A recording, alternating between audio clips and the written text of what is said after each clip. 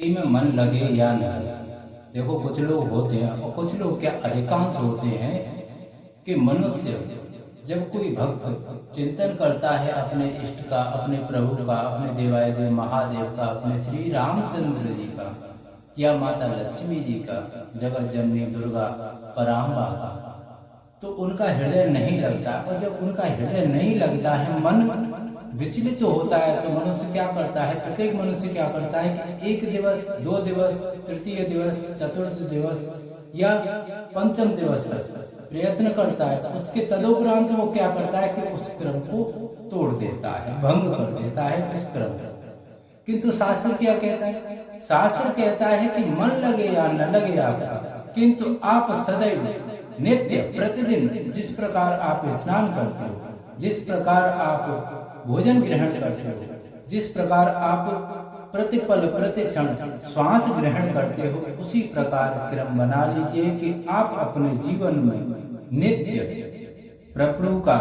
अपने इष्ट का, अपने श्री रामचंद्र जी का, अपनी जगत जननी माता पराम्बा का या देवादिदेव महादेव का नित्य आप भजन करोगे, नित्य उनका कीर्तन करोगे, आप नित्य अपने इष्ट का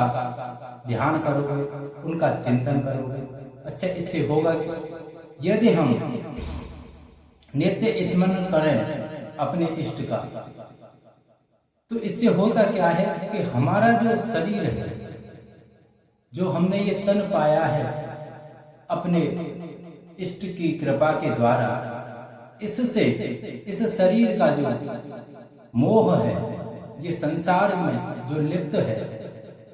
जिनसे कि हमारा मोह हो चुका है, उस मोह को हम उस चिंतन के द्वारा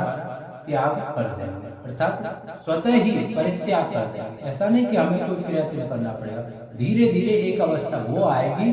कि वो स्वतः ही मोह भंग हो जाएगा हमारा इस संसार का। कैसे? या फिर आप ऐसे भी कह सकते हैं, उदाहरण के तौर पर कि माताएं नित्य रसोई में क्या करती हैं, सुबह शाम भोजन पकाती हैं, और भोजन पकाती हैं तो क्या करती हैं, आटा लेती हैं, आटा छानती हैं, और आटा छानने के बाद उसमें जल डालती हैं। तो वही आटा क्या करता है शुरुआत में कि आटा जो है वो आटा माताओं के हाथों से चिपक जाता है, और हाथों से चिपकने के साथ साथ वो कभी हाथों से चिपकता है, कभी बर्तन से चिपकता है। आटा वही है, जल डाला, कभी हाथों से चिपका, कभी बर्तन से चिपका। इसी प्रकार मन भी है हमारा। अब माताएं फिर भी उसे गूंथती रहती हैं, आटे को गूंथती रहती हैं। अंतिम चरण क्या होता है? एक अवस्था ऐसी आती है कि जो आटा कुछ पल पूर्व माताओं के हाथों से चिपक रहा था या फिर बर्तन से चिपक रहा था, अब वही आटा न बर्तन से चिपकता है और ना ही हाथों से चिपकता है, वो पूर्ण रूप से गुथ जाता है। इसी प्रकार ये हमारा जो शरीर है, यदि हम इस शरीर से नित्य अपने परमात्मा का, अपने प्रभु श्री रामचंद्र जी का या देवादिदेव महादेव का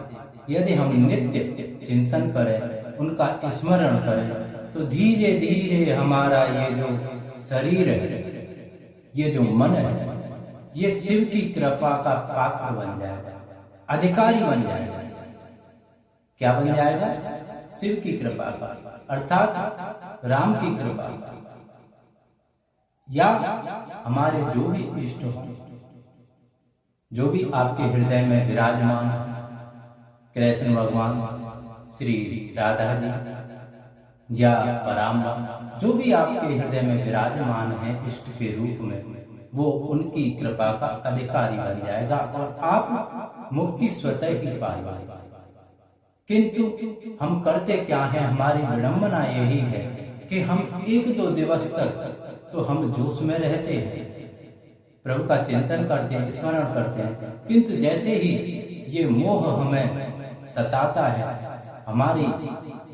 जो जैसे ही ध्यान में बैठते हैं, तो ये इंद्रियां, हमारा ये मन कभी कुछ सोचता है, कभी कुछ विचार करता है, तो इन विचारों को देख करके हम विचलित हो जाते हैं, और विचलित हो जाते हैं तो क्या करते हैं, 1-2 दिवस के बाद उस क्रम को हम स्वतः ही भंग कर देते हैं। जबकि यदि हम उस नियम को अपने को भंग न करें तो उससे क्या होगा महाराज, उससे ये होगा कि हम अपने इष्ट की कृपा के